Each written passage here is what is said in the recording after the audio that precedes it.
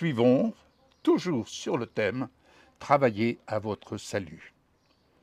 Venez avec moi dans l'épître de Tite au chapitre 3 verset 5 où l'apôtre Paul écrit « Il nous a sauvés et il ne l'a pas fait à cause des actes de justice que nous aurions pu accomplir, mais conformément à sa compassion, à travers le bain de la nouvelle naissance et le renouvellement du Saint-Esprit. » Alléluia. Dans cet acte suprême d'amour, la justice divine et la grâce infinie se sont rencontrées à la croix. Oui, ne perdons jamais de vue l'œuvre de la croix. Yeshua, dans son obéissance parfaite, a porté le poids du péché afin d'ouvrir un chemin de réconciliation entre Dieu et l'humanité.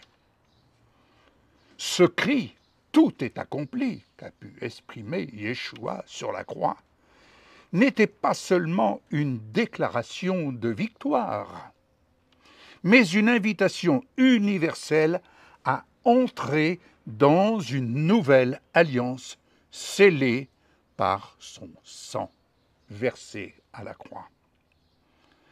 C'est dans cette vérité que repose notre espérance. Nous ne sommes plus tenus captifs par les chaînes du péché, entendez, ou les exigences impossibles de la loi, entendez. Par Yeshua, nous avons accès à une vie transformée, imprégnée de la puissance du Saint-Esprit.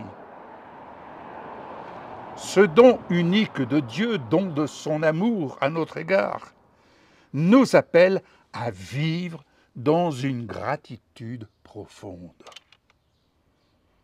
Non seulement pour ce qui a été accompli à notre place par Yeshua, mais pour ce que nous sommes désormais en lui, des enfants adoptés, héritiers du royaume céleste. Quelle grâce! Quelle grâce! Ne perdons pas de temps. Ne perdons pas de temps. Entrons dans le pays de la promesse où nous avons été établis en Jésus par la foi. Alors, allons nous immerger dans cette réalité céleste. Ainsi, en recevant cette grâce inestimable, nous sommes appelés à refléter cet amour divin dans nos actions, nos paroles et nos vies. Chaque jour devient une opportunité de proclamer que l'œuvre achevée de Christ continue. Oui, elle continue de libérer, comme hier.